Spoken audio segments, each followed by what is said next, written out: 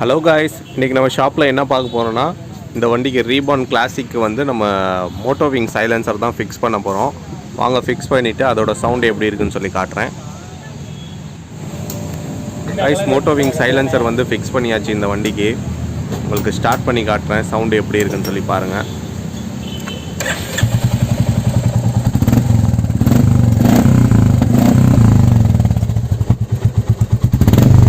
Sound சூப்பராக இருக்குது, வேறு லெவலில் இருக்குது சவுண்டு.